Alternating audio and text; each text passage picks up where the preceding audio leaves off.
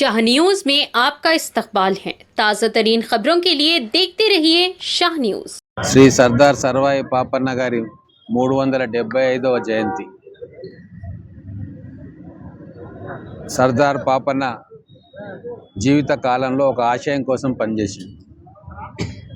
వ్యవస్థీకృత అధికారాన్ని భగ్నం చేసి అధికారంలో అందరికీ వాటా రావాలన్న ఉద్దేశంతో ఆ రోజు సైన్యాన్ని సమకూర్చుకొని మొఘల్ సామ్రాజ్యం మీద తిరుగుబాటు చేశాడు.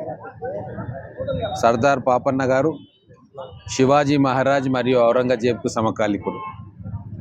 ఔరంగజేబ్ చనిపోయిన తర్వాత గోల్కొండ కోటను కూడా స్వాధీనం చేసుకొని 7 నెలల పాటు గోల్కొండ ప్రాంతాన్ని పరిపాలన చేశాడు.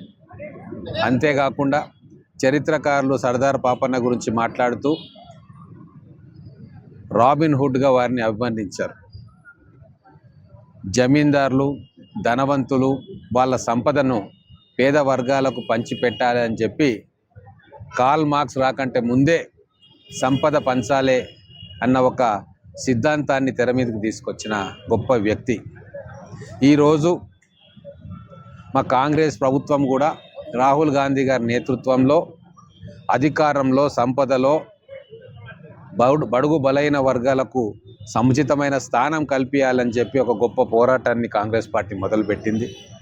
42% లోకల్ బాడీస్లో బీసీలకు రిజర్వేషన్ చేయాలి అని చెప్పి అలాంటి మహనీయుల పోరాటం వారిచ్చిన స్ఫూర్తితోటే ఈరోజు కాంగ్రెస్ ప్రభుత్వం కానీ, గౌరవ ముఖ్యమంత్రి రేవంత్ రెడ్డి గారు కానీ, రాహుల్ గాంధీ గారు కానీ ముందుకు పోతూ ఉన్నారు.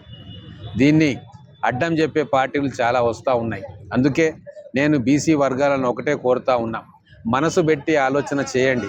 ఈరోజు సర్దార్ పాపన్న 375వ జయంతి సందర్భంగా ఏ ఆశయాల కోసం, ఏ అధికారం కోసం పాపన్న పోరాటం చేసి ప్రాణాలు అర్పించిండో ఆ బాటలో ఈరోజు ఎవరు ప్రయాణం చేస్తూ ఉన్నారు, వారి ఆశయాలను ముందుకు తీసుకుపోవడానికి ఎవరు చిత్తశుద్ధితోటి కంకణబద్దులై పనిచేస్తూ ఉన్నారు అనేది ప్రతి బీసీ బిడ్డ, ప్రతి బడుగు బలైన వర్గాల బిడ్డ కూడా ఈరోజు ఆలోచన చేయాలి.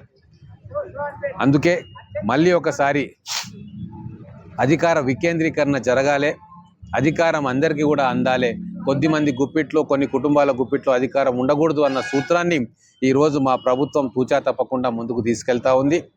మా భవిష్యత్తులో కూడా వారి ఆశయ సాధన కోసం మేమందరం కూడా కలిసి కొట్లాడతామని చెప్పి మరొకసారి తెలియజేస్తా ఉన్నాం.